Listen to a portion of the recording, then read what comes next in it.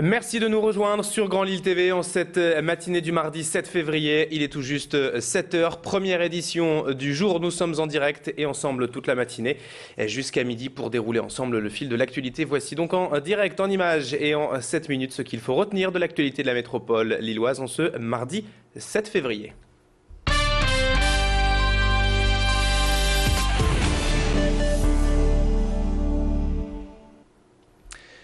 Et on commence tout d'abord ce journal avec l'actualité sociale et les grèves dans les transports. D'abord donc à la SNCF. Aujourd'hui encore, le trafic devrait être perturbé dans la région suite au mouvement des contrôleurs. Ces derniers doivent d'ailleurs manifester ce mardi devant la gare Lille-Flandre. En conséquence, vous le voyez pour les usagers, 3 TER sur 4 seront en circulation. Mais le trafic sera assuré normalement pour les TGV Eurostar et Thalys. Les contrôleurs régionaux souhaitent exprimer leur malaise quant à 3 tentatives de suicide de leurs collègues depuis 2008 selon la CGT. Des suicides liés aux conditions de travail selon le syndicat et auxquels la direction régionale de la SNCF n'aurait pas répondu, toujours selon la CGT. Et puis vous le voyez, autre mouvement de grève à présent, celui du personnel d'Air France pour protester contre le projet de loi du gouvernement de mettre en place le service minimum dans le transport aérien. En réponse, le trafic a été largement perturbé hier en France par cette grève et à l'aéroport de Lille-Léquin notamment. Une dizaine de vols ont été annulés et le mouvement pourrait se poursuivre aujourd'hui mardi et entraîner donc de nouvelles annulations. Un aller-retour vers Strasbourg est d'ores et déjà annulé ce matin et d'autres pourraient donc suivre dans la journée. Plus d'informations en cours de matinée sur Grand Lille TV et sur lille.aéroport.fr. Dans le reste de l'actualité et dans l'affaire Carlton, en bref, l'ancien directeur régional d'Eiffage, Jean-Luc Vergin, a passé la journée d'hier en garde à vue à Lille, a-t-on appris de sources concordantes hier. Le supérieur de David Roquet, qui lui a passé plusieurs semaines en détention provisoire dans le cadre de cette enquête, a été entendu par les enquêteurs au sujet des agissements de David Roquet qu'il aurait couvert auprès de sa direction. Le directeur régional d'Eiffage a donc été remis en liberté sans poursuite hier dans la soirée, mais le juge d'instruction lillois pourrait tout de même bien le convoquer de nouveau dans les jours à venir. Et puis toujours à propos de cette affaire Carlton, j'ajoute que le parquet général de Douai a rejeté hier la demande de dépaysement du dossier déposé justement par David Roquet et ses avocats. Une fois de plus, les juges lillois gardent donc la main sur ce dossier.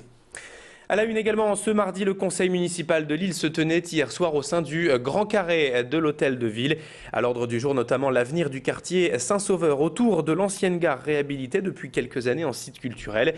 Il reste tout de même beaucoup à faire ici à Saint-Sauveur pour faire le lien entre le centre-ville de Lille et le quartier de Moulins. Pas mal de projets sont aujourd'hui à l'étude du côté de la mairie, mais il est certain qu'un tout nouveau quartier devrait éclore d'ici les prochaines années.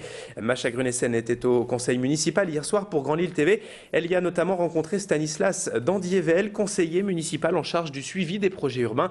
Il revient donc sur les différents projets pour le quartier Saint-Sauveur et le débat actuel à la mairie. Alors nous avons eu déjà un grand débat, c'était à l'occasion de Ville 3000 pour essayer de dire quelles étaient les visions pour ce site. Et je pense que le débat va continuer, va se poursuivre. Aujourd'hui, sur la programmation, on a les idées centrales. Maintenant, ce qu'il nous faut faire, c'est donner une forme à ces idées, inventer la forme urbaine de ce quartier, à quoi il va ressembler, à quoi, voilà, comment les immeubles vont dialoguer les uns avec les autres, quelle va être la place pour les espaces urbains et puis pour des lieux de convivialité et de proximité. Au plein cœur de l'hiver et avec ces températures glaciales actuellement, l'antenne du Secours catholique d'Aubourdin vient de décider d'élargir ses horaires d'ouverture pour faire face à l'afflux de demandes actuellement qui peuvent aller jusqu'à 15 personnes en à peine 2 heures.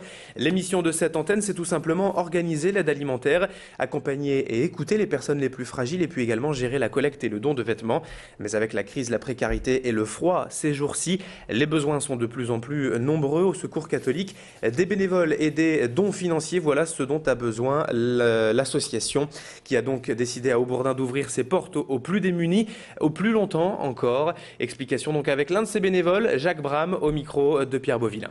On arrivait à avoir sur 2 heures de permanence une quinzaine de familles.